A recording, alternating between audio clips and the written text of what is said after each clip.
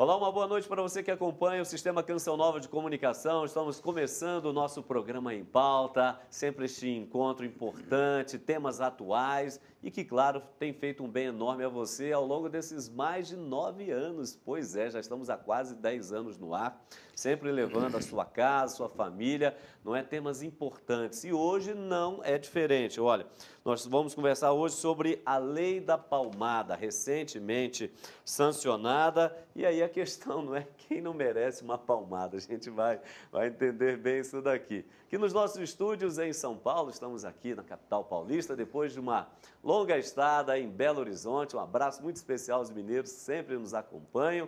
Não é? Agora estamos aqui em São Paulo, capital, para realizar o programa Em Pauta. E aqui nos nossos estúdios, querido Frei Antônio Moser, doutor em teologia e também diretor-presidente da editora Vozes. Boa noite, Frei Moser. Muito boa noite, Padre Hamilton, boa noite aos telespectadores. Eu acho que o pessoal está curioso para saber quem vai levar a paulada. Não a palmada, mas a paulada. Meu Deus do céu, Frei Moser. Para nos ajudar nessa conversa, chamamos assim com muito carinho e ela atendeu prontamente. Estou falando aqui da doutora Dora Martins, ela é juíza da vara do Fórum Central de Infância e Juventude aqui do estado de São Paulo. Para você ter uma ideia, conforme a doutora Dora dizia para a gente aqui nos bastidores, são mais de 20 fóruns. Então, realmente, claro, dada a magnitude desta grande capital que nós nos inserimos, não é São Paulo. Doutora, boa noite, seja muito bem-vinda ao nosso programa. Boa noite, eu agradeço muito o convite, estou muito honrada, espero que a gente possa aqui bater uma bola, né, Frei? É isso mesmo. E eu espero que a palmada não venha para mim. Opa! Tá certo. Para você que nos acompanha, então, vamos, não é, no início do programa, como sempre acontece aqui no Em Pauta, a nossa matéria inicial. Vamos lá. Uma lei para proteger crianças e adolescentes foi aprovada, a Lei da Palmada. Nela está proibido qualquer tipo de castigo físico aplicado a eles. Apesar de a legislação ainda deixar muitas dúvidas e dividir opiniões, já que a palmadinha, que seria para educar, para os especialistas é cultural e ainda tem defensores. A lei é clara e garante às crianças e adolescentes o direito de serem educados sem castigos físicos que provoquem dor ou lesão. Nas ruas, as opiniões também se advergem. Pais e filhos pensam bem diferente com relação a dar umas palmadinhas de vez em quando. Mas a quem essa lei atribui o limite? Aos filhos ou aos pais? Será que a lei vai solucionar problemas como, por exemplo, a marginalização de crianças e adolescentes? O que exatamente essa lei previne? É o que vamos falar agora no Em Pauta. Ok, tá aí para você e vale dizer o seguinte, que a Lei da Palmada, ela recebeu um certo batismo, não é? De menino Bernardo, você se recorda bem, no mês de maio, que essa criança que foi, não é, assassinada aí, não é, morta pelos pais, a partir da mãe, uma certa aprovação do pai, então recebe aí esse batismo do menino Bernardo. E uma lei, doutora, composta aí de muitas controvérsias, nós vamos entrar em algumas delas, mas acho que vale a pena nesse início de conversa a gente colocar aqui os principais pontos, de fato, desta lei aprovada. Nós estamos falando aí, de fato, de uma lei, nós estamos falando de um decreto.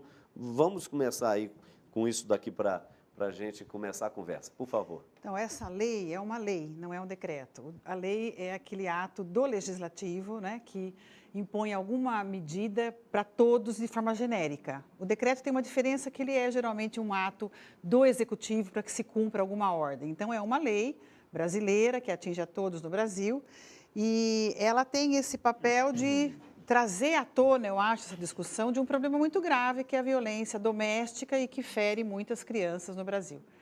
O senhor veja que é interessante que, como disse o senhor, ela também tomou o nome do Bernardo, desse fato trágico que houve com essa criança. Então, as pessoas ficam misturando, tanto vai da palmada ao assassinato. Meu Deus. Não é verdade? Sem dúvida. O senhor joga com duas fantasias ou duas realidades fantasiosas na cabeça das pessoas. Mas a lei, eu acho assim, ela vem, na verdade, dizer uma coisa que já se sabe, não é? Que a gente não deve ser violento com os filhos, deve se preservar a integridade física das crianças e dos adolescentes. E o próprio Estatuto da Criança e do Adolescente, que vai fazer 25 anos no ano que vem, ele já traz regras nesse sentido. Então, daí muita crítica a essa lei, que ela parece mais uma lei de caráter assim propagandista, mas eu acredito que ela tenha uma intenção de ser educativa, né? O que seria o diferencial dela, justamente já que só citou o Estatuto, não é? O que diferenciaria basicamente? O Estatuto já traz a previsão de que a criança tem direito a não ser ofendido, de ser criado numa família com dignidade, com segurança, com afeto. E já traz também o Estatuto medidas repressivas para pais que machuquem os seus filhos, tratem mal os seus filhos. A lei vem tornar um pouquinho mais, especificar um pouquinho mais essa questão. Mas quero dizer, ela não traz uma novidade. Fica parecendo que antes dela não havia nada que inibisse os pais. Isso não é verdade. Daí que eu quero dizer que essa lei tem mais um caráter, vamos dizer assim, de propaganda do problema do que de solução. E também não vamos acreditar que uma lei põe fim aos problemas. Claro. No Brasil, nós temos assim um excesso de leis muitas vezes e parece assim, uma vez feita a lei, resolveu-se o problema. Não é verdade. Que a gente conversava, né, Frei Antônio Moser, no outro programa. Às vezes, frases ou documentos muito bonitos, muito bem escritos, mas que andam um pouco distante da realidade. E por outro lado, Frei Antônio Moser, com mais esta lei, o Estado ele não estaria aí um pouco se sobrepondo ao direito dos pais e da família de cuidar especificamente da educação de seus filhos? O seu parecer inicial. Realmente é uma pergunta cheia de veneno essa sua, né? Dizer que o Estado está interferindo demais. Eu diria o Estado está se omitindo no sentido de criar uma política familiar em que os pais sejam realmente pais, as mães sejam mães e tenham condições de ser pais e mães. Então, com isso, já digo muita coisa. Agora, evidentemente, quando se começa a interferir, essa medida sim, aquela não, é muito perigoso, porque você tem realidades muito diferentes. Uma coisa é violência, não é? Já começa por aí, maltrato, não é? Machucar a criança. Não, isso evidentemente todos são contra. Agora, tem muitas maneiras de você colocar limites, não é, na criança. Não é o Estado que coloca limite, deve ser os pais que amorosamente dizem um não, amorosamente dá uma palmadinha, não é? Ou, digamos assim, dá uma ordem, não é? Em outras palavras. Agora, eu vejo um certo risco de interferência, sim, não é? Porque, em vez de dar assim um anzol para os pais pescarem, né, se tenta dar o peixe, que significa resolver o problema. Não pode bater. Ora, isso não vai resolver nada. Não é? Como a doutora diz, leis nós temos demais, não é? E até deveríamos ter uma reforma do legislativo que reduza, como no direito canônico também, tem lei demais, quer dizer, ninguém conhece, ninguém observa. Muito bem, mas no fundo há uma certa, eu diria assim, direcionamento indevido. O Estado determina, isso aqui pode, aquilo não pode. Em vez de dizer, pais, vocês têm que criar uma condição e nós oferecemos subsídios para essa condição.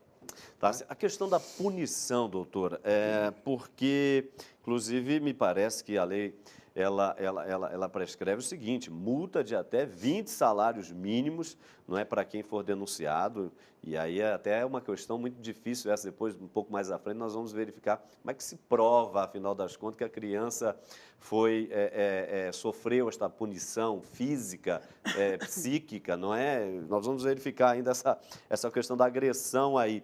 Mas a multa prescreve, aí, me parece, até 20 salários mínimos para quem for denunciado e o dobro em caso de reincidência. Então, é um negócio bastante incisivo. Mas, por outro lado, nessa questão da punição, essas punições, elas... Até que ponto elas podem favorecer, afinal das contas, aqui falando em termos pedagógicos, psicológicos, até que ponto elas podem, de fato, favorecer uma mudança de comportamento, seja na criança, seja no adulto, a seu ver, por favor? Eu acho que nós não vamos debater aqui, nós estamos todos de pleno acordo aqui com o que o Frei disse. Eu acredito assim, eu acho assim, muito prejudicial a gente focar nessa questão, nessa vala da punição e do castigo, né? Eu acho que quando você não permite que a pessoa faça uma reflexão e decida pelo melhor e que ela haja por medo, você está trabalhando com cidadãos, com meios cidadãos, né? Eu acho que o que o Frei quis dizer é que o Estado, se há que intervir, há que oferecer condições e políticas públicas para que o cidadão tenha dignidade. Porque um pai que bate com excesso, uma mãe que bate com excesso, ele o faz no Brasil hoje porque ele tem álcool no espaço, tem questão de alcoolismo, tem desemprego, tem uma família desestruturada, socialmente doente, né? Então você tem que trabalhar com essa ideia. Essa questão, eu acho assim que nós não temos que nos preocupar muito com esse caráter penalista da lei, porque dificilmente o senhor vai conseguir realmente provar se o beliscão foi de mais, foi de menos, se a palmadinha não foi de afeto. Né? Por isso que eu acho que essa lei, no fundo, vai ser uma lei que não vai pegar, né? Eu acredito, com essa eficiência que o senhor possa estar imaginando, que esse caráter punitivo vai ser tão, assim, raivoso. E não é uma lei aplicada só para os pais também, é para os professores, é para as crianças que estão em acolhimento, é para quem trata com a criança. É uma lei que tem o desejo de proteger a criança. Então, eu acho que se chegar um momento de o senhor provar que houve uma violação ao direito da criança, uma agressão que passasse além dessa chamada de atenção que o Frei quis dizer que é afetiva, palmadinha afetiva, talvez chegue nesse momento de aplicar uma sanção. E, obviamente, que eu não acredito que até esse momento o mal desse processo tenha sido eficiente para melhorar esse pai, né? Eu acho muito melhor que a gente trabalhe com medidas preventivas, não é? Com uma situação de proteção da estrutura familiar, para que um pai saiba dizer um não, né? Fazer uma palmada do não sem uma agressão física. Porque fato é que eu sou contra até a palmadinha leve, porque a palmadinha leve não deixa de ser uma demonstração de falta de controle. Porque eu acho que antigamente, quando a gente lembra dos nossos pais, essa palmadinha era de afeto. Hoje eu acho que as pessoas estão tão perdidas nas suas relações afetivas, sobretudo os grandes que é difícil a palmadinha ser realmente de afeto. Geralmente é de raiva. Forte. Tem que dar um pouquinho mais forte? Não, eu acho, Frei, eu acho que tem que aprender a dizer não. Nós até daqui a pouco vamos escutar algumas pessoas também que fomos consultar aprender as a fazer ruas. não. E algumas Os pais não têm coragem de dizer não hoje, né? Eles têm medo de dizer não. Porque o filho vai recorrer ao Estatuto do Menor e do Adolescente? Não, de jeito nenhum, de jeito nenhum. A criança denuncia o Não, pai. vai pelo não, não. Pelo não, não. Poderá o não denunciar tem pela tanta agressão. força pedagógica quanto o sim. É duro não dizer não, mas é duro dizer não, né? O filho quer ver televisão, não. Quer ver excesso, muito tempo de internet, não. Quer comprar isso, quer comprar aquilo, não, não, não. É difícil dizer não. É mais fácil dizer sim. O senhor diz sim e esquece a criança frente à televisão. Quem a educa? Você vê até no caso do próprio castigo, né? Esse educador, o Isamitiba, tem um livro muito interessante, onde ele diz outras coisas. Por exemplo, do papel dos pais. Ele diz, se um pai e uma mãe, né, a mãe geralmente, põe a criança de castigo, né? Vai ficar de castigo 10 minutinhos porque fez isso e não estava correto, eu disse e não cumpriu, então vai ficar de castigo. E aí a criança já sabe, né? Faz aquele charminho, dá aquela choradinha aqui ou ali, e se de repente a mamãe vai, filhinho, então tá bom, sai. Pronto, perdeu. Perdeu porque a criança sabe que educativo. Todas as vezes que fizer uma manhãzinha vai ser liberada do castigo. Quer dizer, o não precisa ser do início ao fim, quando oportuno for, né? Hoje nós temos até, não cabe aqui, mas eu vou só colocar o que eu chamo, o que eu li outro dia, que achei muito interessante, que é a questão da chamada palmatória química. Hoje também as crianças, quando saem um pouquinho dos eixos, já começam a receber uma série de medicamentos, né? O Brasil é um país que em 10 anos aumentou o consumo da Ritalina de 70 mil caixas para 2 milhões de caixas. Não é possível que em 10 anos uma geração virou doente, né? Então nós também temos muitas questões hoje ligadas à educação que não se resolve simplesmente com a gente aqui decidir se a palmada é ou não é válida ou se ela merece ou não a punição. Estou falando da palmadinha, não estou falando da agressão e da violação de direitos. Mas, Frei Moisés, ainda nessa mesma linha, só para a gente ainda ir um pouquinho além, a seu ver, então, essas punições, elas tenderiam mais a provocar muito mais revoltas do que mudanças de fato efetivas? Eu diria que depende muito dos contextos, das situações, não é? Às vezes, vamos dizer, uma surra, como se dizia em tempos idos, ela realmente provoca revolta. É o caso das nossas punições nas nossas prisões. Em geral, provoca mais revolta do que outra coisa, e com razão, né? Outra coisa é se vamos dizer, o que é punido, entre aspas, punição, não pensando aqui em violência física, mas qualquer tipo de punição, ou da pessoa percebe que é por amor que o pai e a mãe realmente põem uma restrição. Olha, hoje você então não vai poder sair, por favor, você vai ter que estudar hoje à noite, não é? Porque você está indo mal nos estudos. Então, na medida em que a pessoa percebe, seja criança, seja adulto, que é para o bem dela. Agora, nós temos que educar essa criança para que ela comece a perceber que o pai, a mãe, o professor, a professora lhe querem bem. Agora, claro que o pai, a mãe, a professora devem querer bem. Não é? Isso deve transparecer, né? De verdade. Né? Tá certo. Doutor, ainda a questão citando aí o Estatuto do Menor e do Adolescente, né? 13 de julho de 1990, e agora a Lei da Palmada, com a lei, uma coisa não pode meio que apagar a outra, alterar, diminuir a outra, deixar em off? Como é que a senhora avalia isso? Essa chamada Lei da Palmada, ela vem só esclarecer um item do Estatuto. Essa que é a grande questão. Não é uma lei que conflita, ela complementa, inclusive. Ela faz uma alteração para dizer que nenhum castigo é mais admissível, porque o Código já fala, o Estatuto já fala que o pai que ultrapassar uma moderação vai ser punido. E a Lei da Palmada diz que nenhum tipo de agressão é mais possível. Essa é a questão. Aí vem a pergunta, antes da gente ainda ir para o nosso primeiro bloco. Como é que se prova isso?